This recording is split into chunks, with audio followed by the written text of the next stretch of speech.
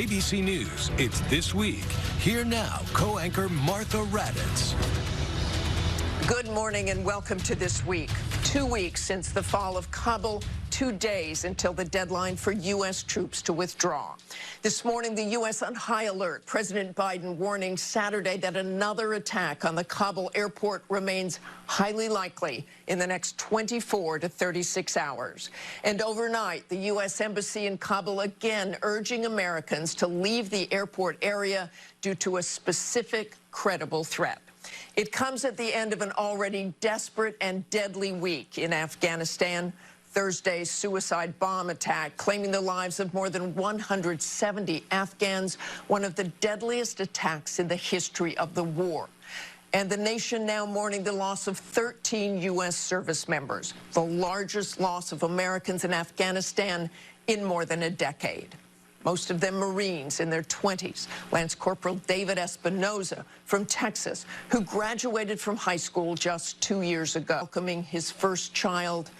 Nicole G., 23 years old, cradling an infant during the evacuation at the airport. President Biden traveling to Dover Air Force Base this morning, attending the dignified transfer of those service members, one final trip home. Late Friday, a U.S. drone strike aimed at ISIS-K terrorists, members of the group claiming credit for the blast. But the threat from the group still active. So where do we go from here in these next perilous hours? I spoke with Secretary of State Antony Blinken late yesterday. We'll bring you that interview in a moment. But we begin with the latest from Ian Pannell in Qatar. Ian, you've been following this as it's unfolded, leaving Kabul just a few days ago. Now with this serious warning, looming threat, this certainly complicates the evacuation.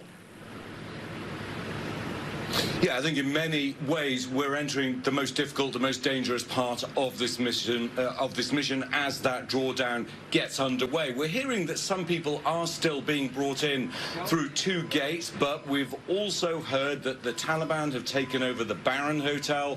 That was controlled by Allied troops up until very, very recently, and that shows that they are starting to move closer. The key question, I think, for many people is, can they carry this out rapidly over the next few days without any further incident, any attack from ISIS? What about that dangerous interface between the Taliban and US troops? And secondly, the lasting question, of course, is those we're going to leave behind, who we said we would get out. What is the plan to do that? And we've been in touch with someone this morning who we've been tracking over a week and a half now. She's constantly been going to the gate. She has all the right permission, and she's now just lost all hope. She says, "You've abandoned us." And Ian, you've been covering this war for almost 2 decades. When you step back, was any of this outcome avoidable? I mean, that's going to be for history to judge, right? But there certainly are criticisms and questions already being thrown about by the military, by diplomats, by people who've lived and worked in Afghanistan. For example, the unconditional withdrawal. Could we have extracted conditions for the Taliban to have a more managed, orderly departure? President Biden's been very clear that he felt that he had to follow that decision, that deal that was made with the Taliban by President Trump. Well, if that was the case, then perhaps you could have had many more months to draw down the troops. Was the surge a good idea? Many people say that President Obama signaled to the Taliban his intention to want to withdraw from the country, and everyone always says this, you know, NATO have the watches, the Taliban have the time. We know the history of the country. I think Afghans would say a lot of this could have been done differently. And history will indeed judge. Thanks so very much for all your reporting, Ian. The Biden administration has been racing to evacuate the remaining Americans seeking to leave Afghanistan before Tuesday's deadline amid those continued warnings about security threats at the Kabul airport. I spoke with Secretary of State Antony Blinken yesterday evening about the latest progress. Secretary Blinken, the president is saying that the threat of a further attack at the Kabul airport remains highly likely in the next 24 to 36 hours. What more can you tell us about that? And are you satisfied that our U.S. forces and others are now protected given Thursday's tragic bombing? Martha, let me address that in a second. But if I could, I just want to say one thing at the outset. You know, I think every American is feeling deeply the loss of our men and women in uniform in this terrible terrorist attack at the airport in Kabul, men and women who are working to bring people to safety. 110,000 people evacuated from Kabul. But I have to tell you, at the State Department, we feel this loss in a particular way. I think you know this. So many of those lost were Marines. If you go to any of our embassies around the world, the first person you're going to see is a U.S. Marine, standing sentry, guarding the embassy. We couldn't do our jobs as diplomats in any place around the world without the Marines. And, of course, we certainly could not have done the job that's been done in Kabul without these extraordinary men and women, including the 13 who gave their lives a couple of days ago. So I just wanted to share with you and others how deeply we feel this, especially at the State Department. When it comes to the risk going forward for the next couple of days, the President's exactly right. This is very high risk, and as he said, there is a high likelihood of additional attacks between now and the 31st. What I can tell you is this, and we met again this morning with the President and our top commanders, both in the field and, of course, the Chairman of the Joint Chiefs and the Secretary of Defense. And I know that they are taking every possible precaution to keep our men and women safe. But this is the most dangerous time in an already extraordinarily dangerous mission, these last couple of days. And so we will do everything possible to keep people safe, but the risk is very high. And you talk about the risk. There were urgent alerts from the State Department before Thursday's bombing telling people to immediately get away from the gates. Yet, as you know, we lost those 13 service members, more than 170 Afghans. I know force protection has since been increased, and that's a military decision. But as a member of the President's national security team, do you have any idea why that didn't happen sooner, given the urgent alerts? And you talk about embassies. Embassies have outer rims, and they're not guarded by the Taliban. That's what happened there. I'm going to let my colleagues in the Defense Department, address this. I think you heard General McKenzie speak to this in some detail the other day. The hard reality of this mission is that at a certain point, direct contact was necessary between our people, our men and women in uniform, and those coming into the airport. And that was part of the mission. Every effort is being made to make sure they're as safe as possible. But of course, whenever you have something as horrific as this, anytime we have a loss of life, we're going to go back and look very hard at what was done and whether anything could have been done better. But the fact of the matter is, from the get-go, this was an extraordinarily dangerous mission, and in these last few days, with ISIS-K clearly and actively plotting against us, the danger went up even higher. And the Pentagon launched a drone strike on what was described as an ISIS planner. That was late Friday. Were they involved in some way in Thursday's bombing, or were they suspected in planning these attacks that could come in the next day or so? The ISIS targets that were taken out involved two individuals who were significant planners and facilitators for ISIS-K, and I think we'll have more details on exactly what they did and what they were responsible for in the days ahead. And we know this is a dangerous period. The Pentagon does say that the withdrawal of U.S. troops from the Kabul airport has already begun. We know more than 100,000 people have already been evacuated, a historic number, which did take an incredible amount of work. But can you get all the American citizens who want to leave and our Afghan allies who are at risk out by the Tuesday deadline, especially given this threat? We're doing everything possible to do just that. We have about 300 American citizens left who have indicated to us that they want to leave. We are very actively working to help them get to the airport, get on a plane, and get out of Afghanistan. The administration keeps saying the commitment to our Afghan allies doesn't end on the 31st, but your spokesman said the airport will not be open on September 1st, and the Taliban obviously can't secure its safety even when U.S. forces are present. So how do you realistically think any American citizens or Afghan partners who are left behind will be able to fly out? What would you say to them on how to get out? Martha, a few things. First, just about 24 hours ago, a very senior Taliban leader spoke on television and on the radio throughout Afghanistan and repeatedly assured the Afghan people that they would be free to travel after August 31st. But Secretary Blinken, they do not trust. I mean, I know you say you don't trust the Taliban, but now you're telling me we should trust what the Taliban said. I'm not saying that, Martha. I'm not saying we should trust the Taliban on anything. I'm simply reporting what one of their senior leaders said to the Afghan people. He specifically cited as well those who worked for Americans and any other Afghan for whatever reason. So that's point one.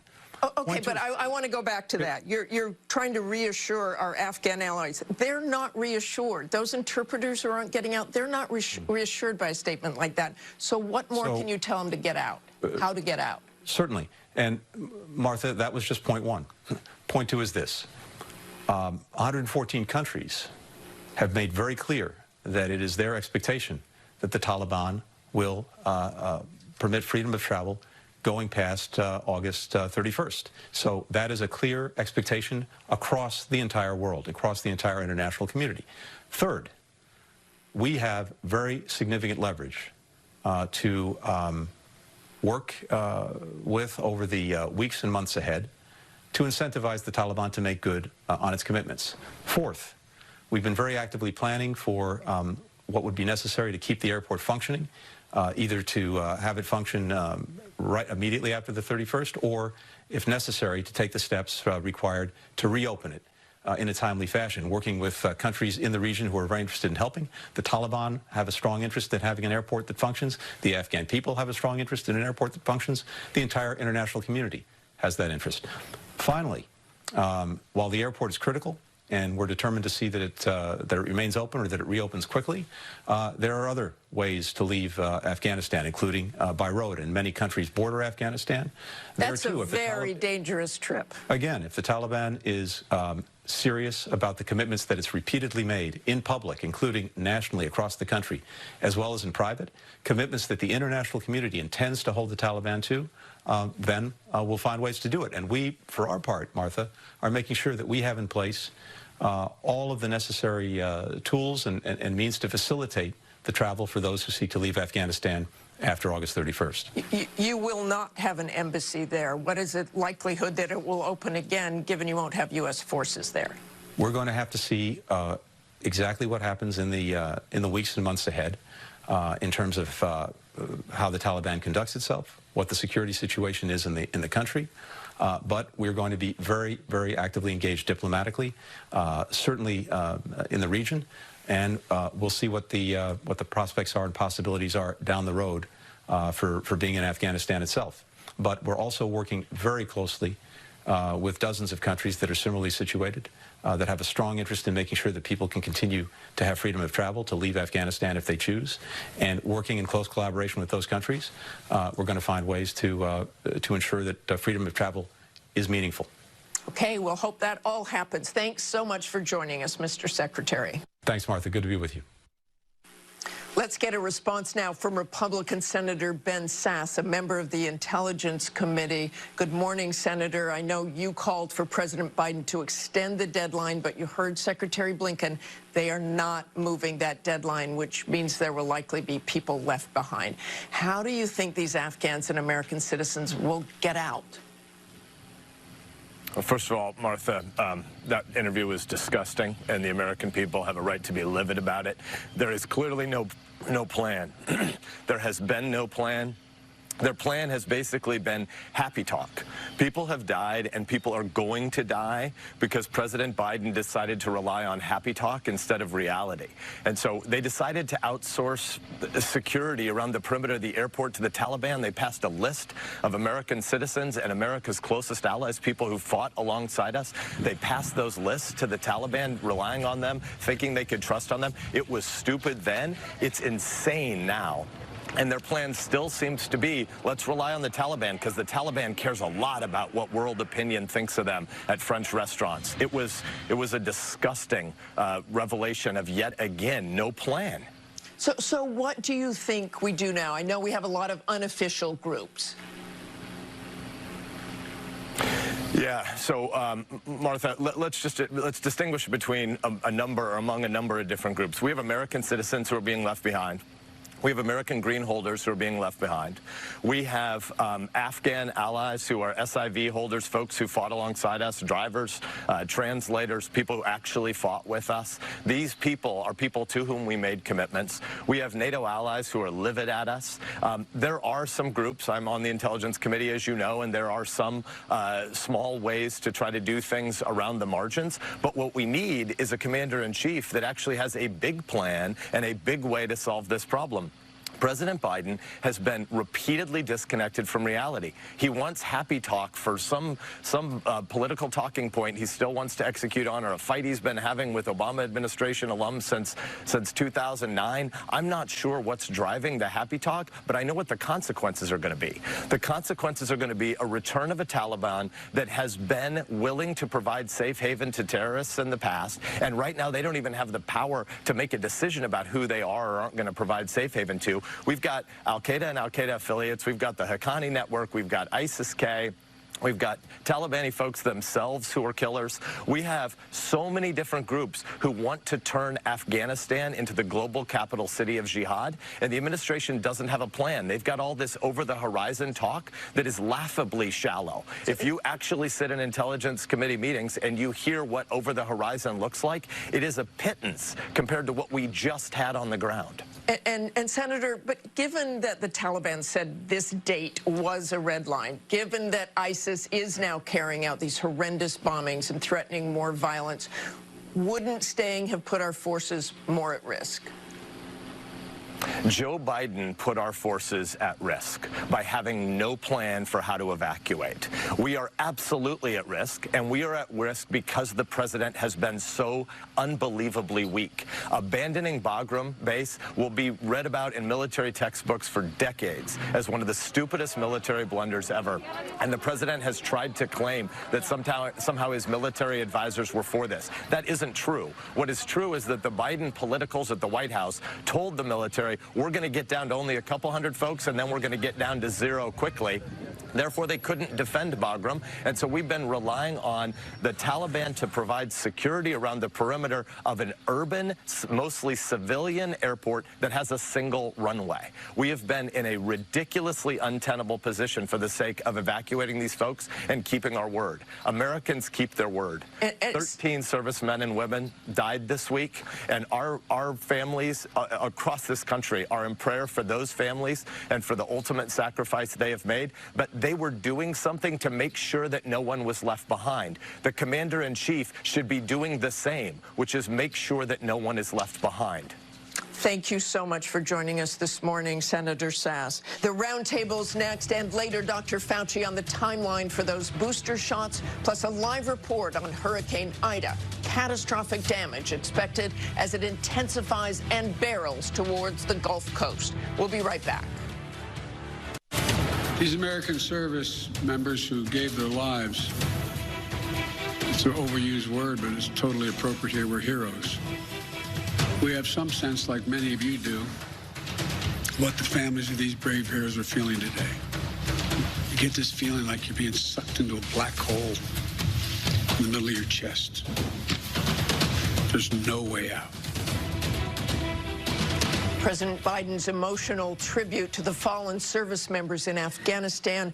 Let's bring in the roundtable. Vivian Salama, Wall Street Journal national security reporter, our chief Washington correspondent, John Carl, Gail Zamak Laman, adjunct Senior Fellow at the Council on Foreign Relations, author of The Dressmaker of Karkana, and Jane Ferguson, PBS NewsHour correspondent and contributor to The New Yorker, just back from Kabul. Jane is. John, I want to talk to you first here. Listening to President Biden and his top national security advisors before the horrible bombing, they were making this sound like a smashing success, but you heard what Secretary Blinken just said. Yeah, I mean, it is, they have been describing something that isn't reality. This has been an incredible airlift, more than 100,000 people evacuated, but what a disaster. Clearly, Thursday was the worst day of the Biden presidency, and we don't really know, Martha, how bad it really is. We know the disaster that has unfolded. Now the big question is, does Afghanistan once again become a safe haven for terrorist attacks on U.S. interests around the world or at home? Which is, of course, why they said they were getting out. That was solved. Yep. And you know, maybe part of the reason why Afghanistan had not been such is that there was a military presence in Afghanistan. But now we will have this over-the-horizon capability, but the bottom line is the terror threat has increased and our ability to combat it has decreased. And Jane, I was saying you are literally just back in the United States after your courageous and incredible reporting from Kabul for PBS. I watched you every step of the way, and you were with those Marines right at aυgυζt a few days before the bomb blast. What did you see? I know you have pictures and images that you have shown on PBS about how close those Marines were together. They were very close together, not just to one another, but to the crowds. I mean, essentially, there's been much discussion about how the Taliban had been providing security. What the Taliban had been trying to provide was some sort of crowd control. There wasn't really a semblance of security.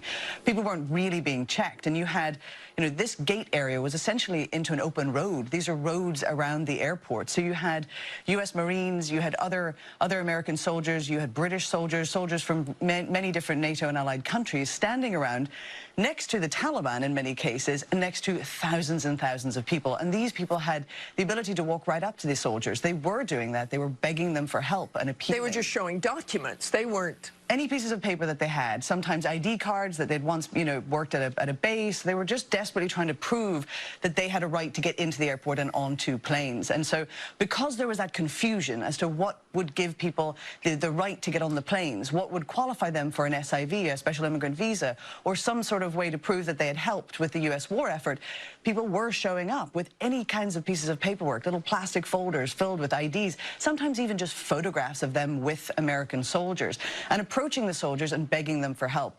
And of course, then we also saw panicked crowds. So the soldiers, when we talk about security, at the time, much of the discussion of security was how to keep the soldiers, but also the people safe from the panicked crowds, from stampedes, from the heat. There were people lost to the stampedes and killed there, right there in the street. So to say it was chaotic is an understatement. To say that there was a semblance of security checks is a misunderstanding of what was actually happening. You heard Tony Blinken say, oh, look, it's just like an embassy. Not like an embassy. Not like an embassy. It's like a stampede of people trying to be controlled by various armed groups. And Vivian, President Biden promised retribution. He said the strike on ISIS-K would not be the last. And of course, they're looking at everything there now. Former Obama Defense Secretary Leon Panetta said he thinks the U.S. will have to go back into Afghanistan, to John's point that over-horizon is not the same as being on the ground. No, it's not. And one of the things that we've seen sort of in conjunction with the deterioration of security in the last 2 months is the fact that we've had less and less intel collection on the ground, you know, troops not being able to secure the premises there, ISIS being able to sort of embed itself in mountains, in homes, to be able to operate in the way they were. Remember, 20 years ago when the attacks of 9/11 happened, technology was less sophisticated than it is now. Now you have the technology on top of the fact that there is no U.S. presence, a limited intel collection. It really raises concerns about what is happening on the ground and the potential for another terrorist strike down the line, which is why so many people were so against us withdrawing in this way in the first place. And secondly, you look back on Iraq, after we withdrew from Iraq, we didn't really know the magnitude of ISIS taking over that country. I was the AP bureau chief when we went back into Iraq in 2014, and at that point we were so blindsided as to how ISIS was able to sort of take over a third of Iraq and Syria because of the fact that our presence was so limited there, and we were ultimately forced to go back in despite reluctance. And something that Secretary of State Blinken said to you today is so important, that we're going to now have our diplomatic presence limited there as well. Remember, for the last 2 months, just to show you the arc of what's happened, we've been saying that we're committed to the country, we're going to maintain a diplomatic presence in Afghanistan, and now we're saying that we don't know what that looks like after September 1st. All of those things combined are very, very dangerous when it comes to any kind of security measures we could be taking in the future. And unlikely we will have an embassy there for a long time because we don't have U.S. forces on the ground. And Gail, you have spent so much time in Afghanistan, and I know you have been busy trying to get people out who have helped us over the years. Tony Blinken talked about the significant leverage we have with the Taliban. How much leverage do we really have? So I've never been one who believed that we didn't have leverage, right? I had the privilege of spending a lot of time at Afghanistan Center, Kabul University, when I was doing research for my first book. And you can go back and look at the first documents from the Taliban takeover in 1996. The first thing they wanted, which always surprised me, was the UN seat in New York, right? They want legitimacy, they want to be taken seriously, and they want funding. Let's be real about the money, right? The World Bank has $5 billion is put on hold. The IMF is no longer giving Afghanistan access to its facility. In the U.S., which has frozen its assets, is about $9 billion of central bank Afghanistan assets. If it's going to have, in a country that is facing a pandemic, a crashed government, war, and young population, 2/3 under 25, which has no prospect for jobs and is willing to do anything possible to flee to safety, if it wants to govern this country, and that is a big if. I am not at all a believer in Taliban 2.0, but I am saying use the leverage. Say, okay, we are the international community. We demand a few things. You want access to this cash? Here's what it's going to be, is the grounds of the deal. One, we get mobility of people.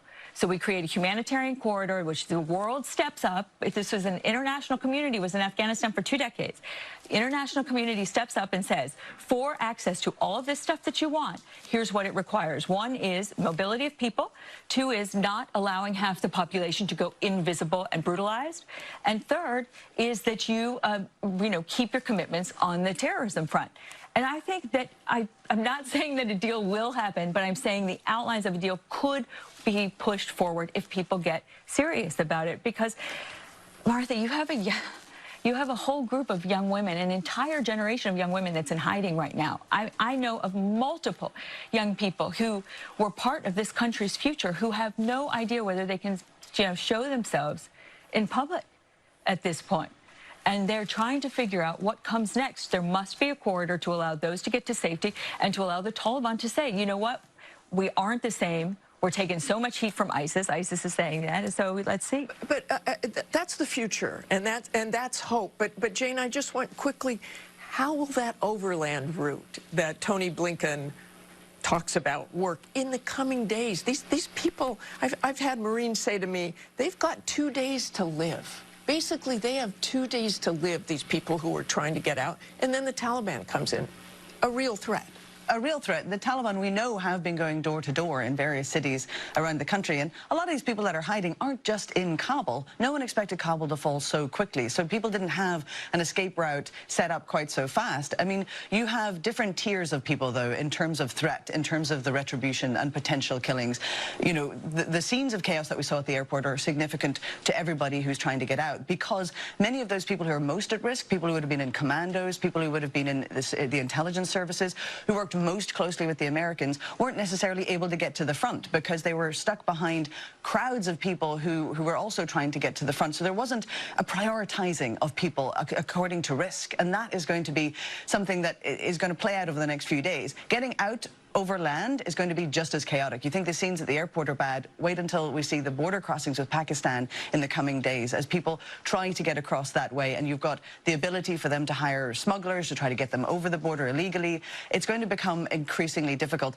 It's also going to test how much the Taliban can control those routes, how much the Taliban can control territory. You know, they're massively under pressure now. Can they secure the capital? They're already getting pushback from members of the public who are saying, you know, you're supposed to be brand law and order. Where is it? And John, I want to go to you. What do you see as the future there? Or if you want, rewind when the Biden administration said it was the risk of civil war. I mean, the President Biden has portrayed this as he had two choices. Basically, go back in, be in the middle of a revived civil war, send in more troops, or leave as quickly as possible. Those were, I think, not the two choices. And the bottom line is that the intelligence that he was receiving and the advice from his military was not on the dangers of staying a little while longer. It was on the dangers of leaving too quickly. And I think one of the decisions that will be looked at intensely going ahead was the decision to abandon the Bagram Air Force Base, which happened in the beginning of July. And not just because it deprived us of a secure airfield and the message it sent to the Afghan security forces about the military support being gone. It's also because there are two prisons that were at the Bagram airfield that were both filled with ISIS. Filled with ISIS, with Taliban. The first release from those prisons, by the way, happened under President Trump as part of the agreement that Secretary Pompeo negotiated with the Taliban. Those releases happened in October, which certainly added to the Taliban's ranks. And then when the prisons were completely emptied just in the past 2 weeks, that clearly added to the ranks of ISIS-K and other terrorist groups. And one of the haunting questions that I have is this attack on Thursday.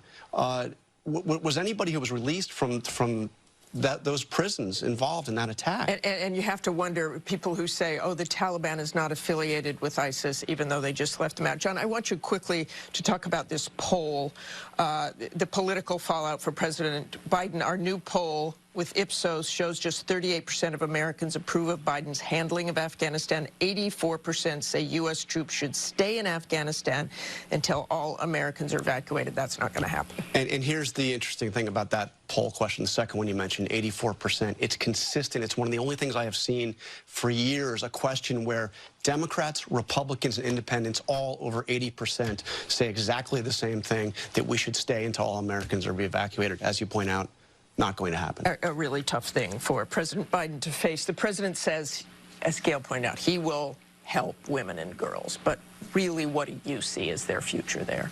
It's concerning. A lot of people are concerned. The Taliban is now talking the talk, and you see that in situations like this. We saw it with ISIS as well, where they go into cities, they sort of try to win over public opinion. They assure people that they're not going to adhere to sort of strict interpretations of Islam and things like that. But as time goes on, we will likely see them going back to the old ways. Maybe not exactly as they were pre-2001, but some sort of extreme interpretation. And there is a very legitimate concern for women and girls right now, because the Taliban has never really been a champion of women and girls' rights. And so obviously the U.S., its allies, trying to find ways to help. But again, how do you do that when you don't have a diplomatic presence there? How do you do that when NGOs can't operate safely in the country? The UN doesn't even know its future in the country right now, and they're in a lot of trouble. And so a lot of concerns. And Gail, I want you to have the last word here, but we've got about 15 seconds. Afghanistan's future, realistically. Crushing heartbreak amid possible hope. Okay, that sums it up. Thank you all. What an incredible panel and incredible experiences you've all had. Thanks so much. Coming up, Dr. Anthony Fauci with new information about boosters and his reaction to that inconclusive intelligence report on the origins of COVID. Stay with us. We're going to continue to talk about the issue of booster shots. This booster program is going to start here September the 20th, pending approval of the FDA and the CDC committee. The question raised is, should it be shorter than 8 months, or should it be as little as 5 months? And that's being discussed. President Biden floating quicker access to booster shots as the Delta variant surge continues across the nation. Almost every county now reporting high community transmission. For more, let's bring in the president's chief medical advisor, Dr. Anthony Fauci. Good morning to you, Dr. Fauci. The latest data is really startling. The daily new case average up 153% in the last month. COVID hospitalizations surpassed 100,000 for the first time since January, and daily COVID-related deaths steadily increasing, besides increasing vaccination. So what needs to happen at a time when COVID fatigue seems off the charts? Well, we can't let COVID fatigue overcome us, Martha. We still are in a situation where there's a lot that we can do about it. We have now about 80 million people in this country who are eligible to be vaccinated who have not yet gotten vaccinated. We need to get those people vaccination. We have a highly effective and safe tool to really get down those numbers that you just accurately portrayed. Those are numbers that are really quite startling. We are still in an upsurge. The numbers that you gave are very, very alarming, but we can do something about it. If it was a situation in which we had no recourse or no tools, you could see how frustrating would it be. But it's even more frustrating when you have the situation where we do have a vaccine that's highly effective, highly safe, accessible, free, and it works. We've really got to get those people who are not vaccinated in that group vaccinated. I really want to concentrate on school kids with you this morning. As we transition into the fall, of course, we have all these kids going to school, and pediatric hospital admissions are at the highest point of the pandemic. Does the Delta variant just hit them harder than we expected? What's happening? Well, what we're seeing is that this variant, Martha, is highly transmissible. The ability to transmit from person, we can protect them by surrounding them with a community of people who are vaccinated.